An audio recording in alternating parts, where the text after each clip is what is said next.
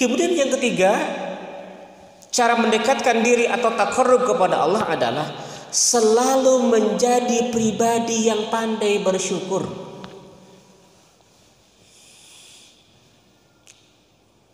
Kata-kata syukur bukan hal yang aneh, sering kita dengar, tapi dalam pelaksanaannya agak sulit. Selalu menjadikan pribadi kita yang bersyukur, itu salah satu cara mendekatkan diri kepada Allah. Dengan ketaatan itu, agar ketaatan kita menjadikan kita dekat-dekat kepada Allah, jadilah kita sebagai manusia yang pandai bersyukur. Hadirin rahimakumullah, para ulama memberikan tips ya, bagaimana cara atau agar menjadi pribadi yang bersyukur. Kumaha sih carana supaya orang jadi insan-insan yang bersyukur? Sederhana sekali. Sederhana sekali, tapi dalam pelaksanaannya tidak sesederhana itu. Pertama, kata para ulama, agar menjadi pribadi yang bersyukur, yakin dengan rezeki masing-masing. Kita harus yakin dengan rezeki masing-masing dan tidak membandingkan rezeki kita dengan orang lain. Artinya, kalau kita senantiasa membanding-bandingkan rezeki yang Allah berikan kepada kita dengan orang lain, kita menjadi orang yang bersyukur. Wah, si atuh mah loba duitna. Wah, si itu mah alus imahna ai urang.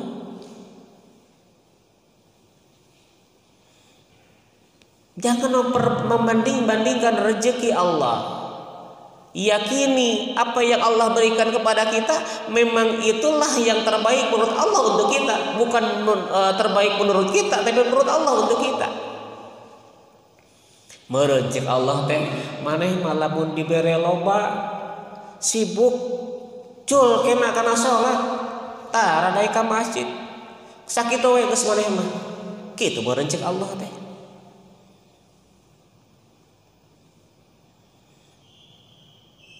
Jadi yakini saja bahwa Allah sudah memberikan kadarnya kepada kita semua, dan jangan selalu diperbandingkan dengan rezeki orang lain.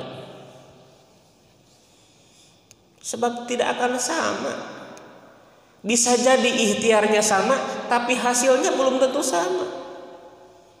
Bisa jadi golongannya sama, bisa jadi gajinya berbeda karena kinerja, karena kehadiran dan lain sebagainya.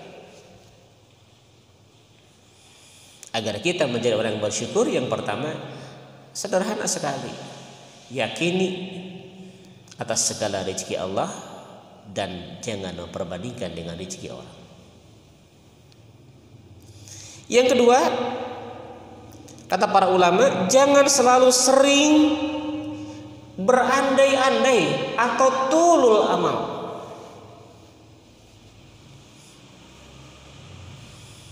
Kenapa para ulama mengatakan jangan terlalu tulul amal, jangan terlalu berandai-andai yang jauh? Kalau kita memiliki sifat tulul amal, kadang rezeki yang ada tidak akan ternikmati. Jika nanya lamun imah loba gede, duit loba, kendaraan loba, senang merenya, tapi ngalamun terus akhirna rezeki anu aya teu kanikmati sabab mikiran anu can ngalamun anu can kaalaman. Cek orang Sunda mah kudu ngaragap ka diri. Teu nanaon boga cita-cita, teu nanaon boga angan-angan, tapi ulah anu kudu kadada kaduga. Jadi ngalamun terlalu jauh, lamun teh mah A B C D, hayang duit 100.000, 100 juta, duit nu 1 juta teu kanikmati sabab pikiran nu 100 juta. Hayo he mikiran lamun urang boga duit 100 juta ku kieu boga duit 1 juta teu kanikmati. tidak akan menjadi orang yang pandai bersyukur. Da kahayang mah salagi jelema hirup mah moal aya tungtungna. Hatta zurtumul maqabir. Setelah manusia masuk ke dalam kubur, disitulah keinginan manusia berhenti.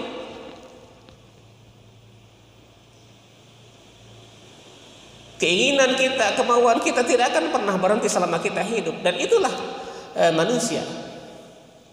Tapi tentu sekali lagi kudu ngaragap anu kadada kaduga ku urang.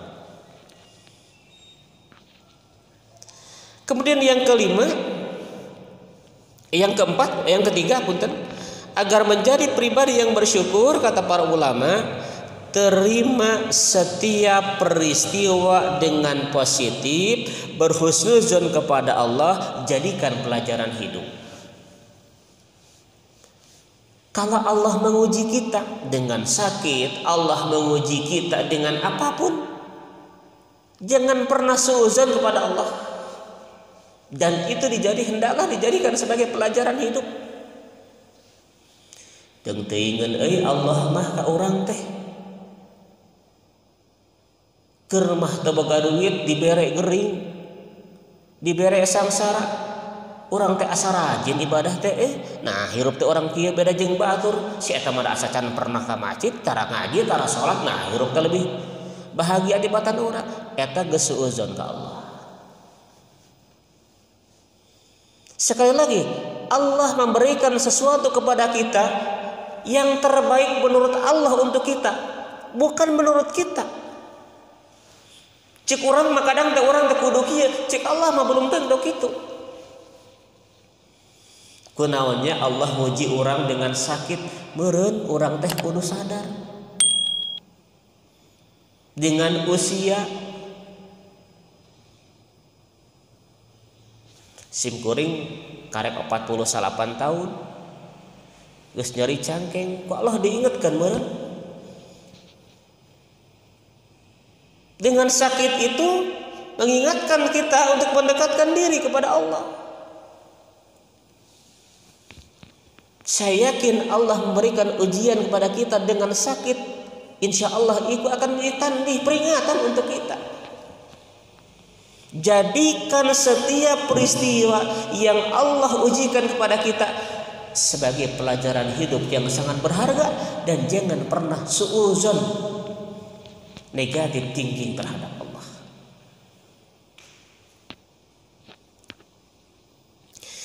Kemudian yang keempat, kurangi keluh kesah, kurangi mengeluh. Sifat manusia dalam surat Al-Ma'arij Allah menjelaskan innal insana khuliqa halu'a, manusia diciptakan dengan keluh kesah, memang betul. Tapi tidak selamanya kita harus keluh kesah. Masalah sudah biasa, pasti terjadi, pasti datang. Dan insya Allah ada solusinya. Inna ma'al usri yusra. Bersama kesulitan insya Allah ada kemudahan.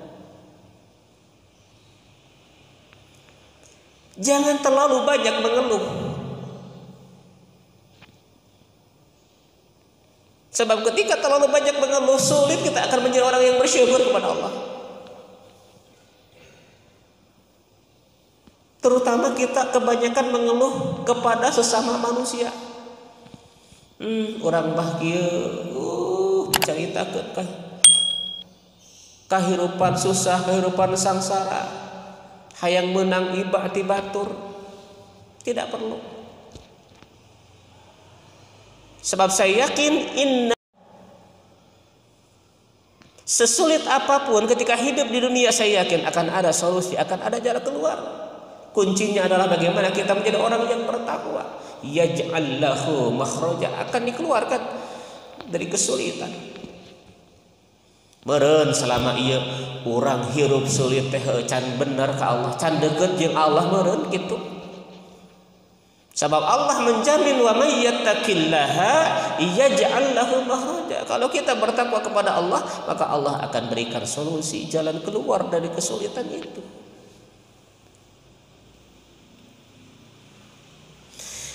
Kemudian yang kelima, agar menjadi pribadi yang bersyukur, sesekali melihat ke bawah, sesekali saja.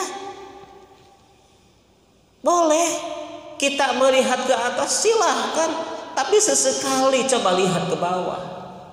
Apa maksudnya?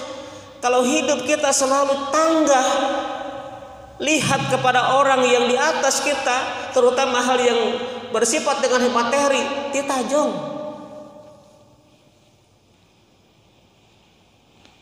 Sekali-kali kita boleh melihat ke bawah dan sekali-kali kita boleh melihat ke atas. Kita melihat ke atas untuk memotivasi hidup. Batur magening, kita menjadi semangat. Tapi sekali lagi, kita pun perlu sekali-kali melihat ke bawah. Karena kalau kita tanggah terus, kita bisa celaka. Kaki kita bisa tersandung batu. Oleh sebab itu maka Rasulullah mengatakan dalam sebuah hadisnya, "Undur ila man huwa asfala minkum." Hendaklah kau melihat kepada orang yang di bawah di antara kalian, wala tandur ila man huwa fawqakum, dan janganlah engkau melihat orang yang di atas kamu. Sesekali harus melihat ke atas, dan sekali-kali kita pun harus melihat ke bawah. Hadirin rahimakumullah, kembali cara yang ketiga untuk mendekatkan diri kepada Allah, hendaklah kita menjadi insan yang pandai bersyukur. Kemudian yang keempat, selalu ingat kematian. Cukup kematian sebagai nasihat yang berharga bagi kita. Siapa sih orang yang tidak takut mati? Semua pasti, dan itu naluri manusia, itu fitrah. Kita ingin hidup lama, kita ingin hidup bahagia, yaitu fitrah manusia. Ketika manusia takut mati, kemudian ternyata dia tidak mempersiapkan bekal untuk kematian. Jadi ketika kita takut mati, maka siapkan bekal untuk kematian itu.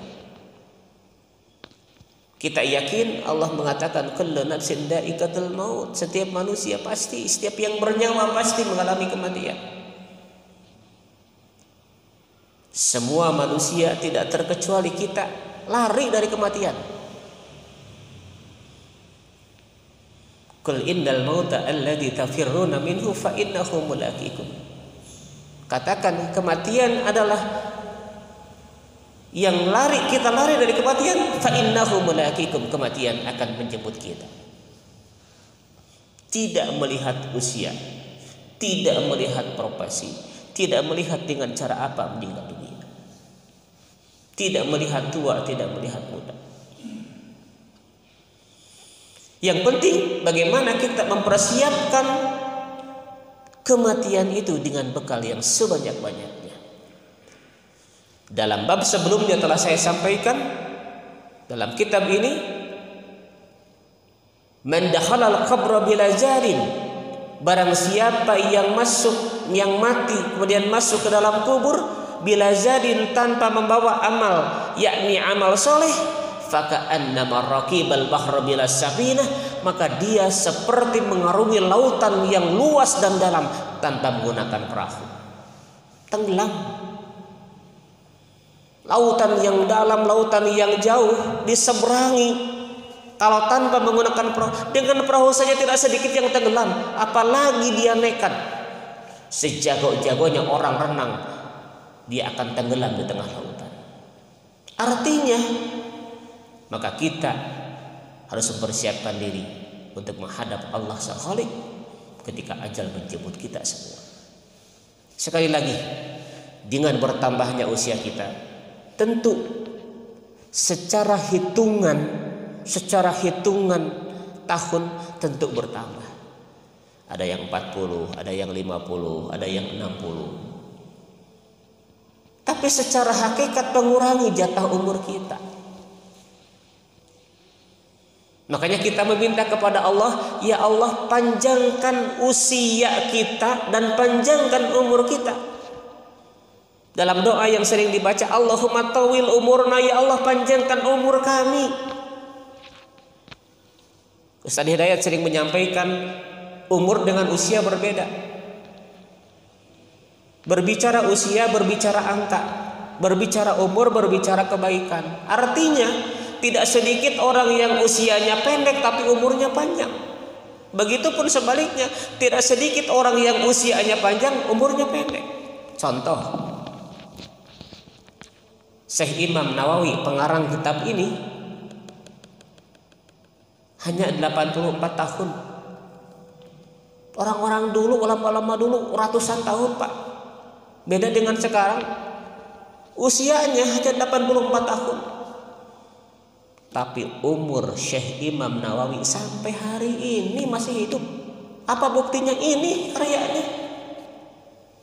Imam Nawawi sudah tidak ada, tapi karyanya masih dikaji. 150 kitab karangan Syekh Imam Nawawi tersebar di berbagai belahan dunia.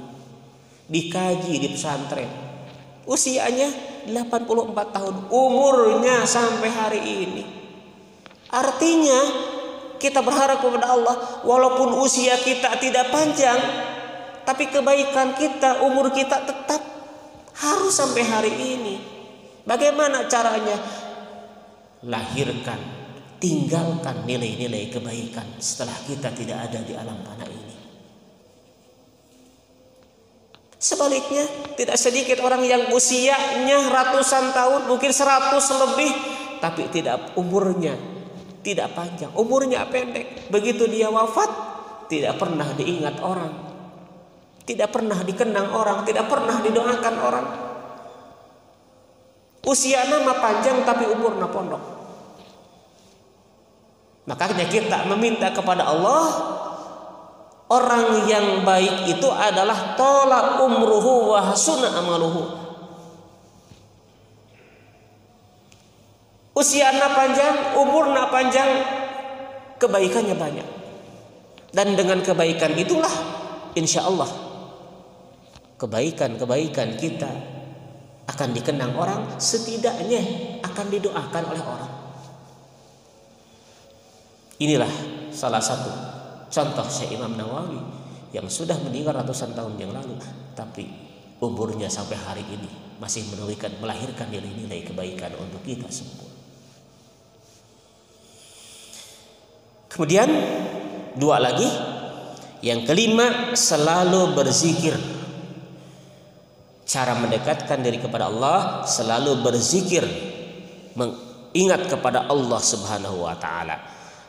Kata Syekh Athaillah, Ibnu Athaillah, seorang sufi, zikir itu terbagi 3. Pertama, zikir jali dengan mengucapkan subhanallah, walhamdulillah, wala ilaha illallah, wallahu akbar, wala haula wala quwata illa billahil aliyil azim.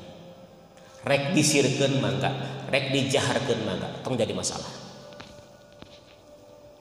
Itu adalah zikir jali. Yang kedua, zikir khafi. Artinya zikir mengingat Allah dengan merasakan kehadiran Allah. Itu zikir khafi.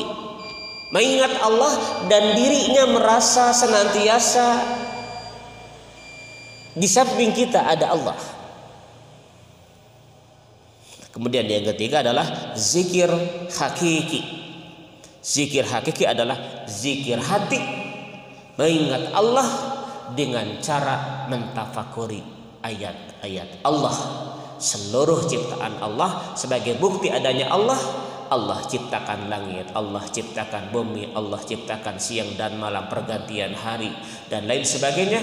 Itu sebagai bukti adanya Allah dan menjadikan sarana untuk mendekatkan diri melalui zikir kepada Allah Subhanahu wa taala dengan zikir hakiki. Yang terakhir, yang keenam, cara mendekatkan kepada Allah adalah dengan gemar bersedekah. Saya sampaikan beberapa hadis untuk memotivasi saya tentang sedekah. Pertama, kata Rasulullah, tasaddaqu, bersedekahlah kalian fa innahu ya'ti 'alaikum zamanun, sesungguhnya akan datang kepada kalian suatu zaman, yamsir rajulu bi shadaqatihi, suatu saat nanti di akhir zaman nanti akan ada seorang yang berjalan membawa sedekahnya untuk diberikan kepada orang, pala yazidu may yaqbaluha, tidak ada orang yang mau menerima sedekah. Geus teu butuh hal engke mah.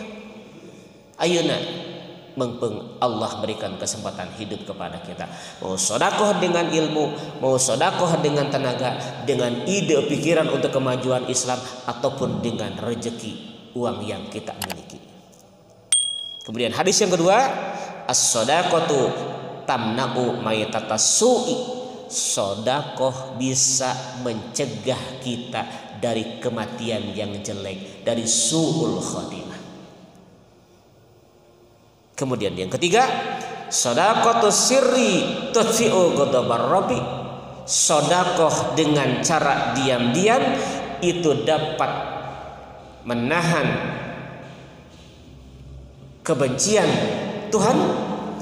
Wa shadaqatul alaniyah, dan sedekah secara terang-terangan, jannatun minan nar, akan menjadi perisai dari api neraka. Yang terakhir, as-shadaqatu tasuddu sab'ina baban minas su'i, sedekah dapat menutup 70 pintu dari kejelekan. Mudah-mudahan kita semua Allah berikan kekuatan untuk senantiasa bisa berinfak sedekah, mau dengan ilmu, man kana ilmun falyatasaddaq bi ilmi, punya ilmu sedekah dengan ilmu, wa man kana lahu malun falyatasaddaq bi mali, saya punya harta silahkan sedekah dengan harta, man kana lahu quwwatun falyatasaddaq bi quwwati, saya punya tenaga, punya kekuatan, silahkan sedekah dengan kekuatan. Hadirin rahimakumullah, mudah-mudahan kita semua oleh Allah Subhanahu wa taala segala ketaatan kita, salat kita, tilawah kita, ngaji kita, berjamaah kita, sedekah kita, mudah-mudahan dengan itu kita bisa mendekatkan diri, bertakarub kepada Allah Subhanahu wa taala. Dan cara mendekatkan diri itu sudah saya sampaikan tadi dengan cara 6. Pertama, mendirikan salat, yang kedua membaca Al-Quran, yang ketiga selalu menjadi pribadi yang bersyukur, yang keempat selalu ingat kematian, yang kelima selalu berzikir ingat kepada Allah, yang terakhir gemar bersedekah. Terima kasih. Mudah-mudahan makalah yang ke-12, yang ke-22 ini ada hikmah dan manfaatnya. Terima kasih atas perhatiannya. Mohon maaf apabila ada salah dan kekurangannya. Mudah-mudahan sekali lagi Allah senantiasa memberikan kekuatan kepada kita semua untuk senantiasa dapat mendekatkan diri kepada beliau. Amin ya Allah ya rabbal alamin. Hatur nuhun. Terima kasih. Billahi taufiq wal hidayah. Nasrullah wa fathun qarib wa basyiril mu'minin. Assalamualaikum warahmatullahi wabarakatuh.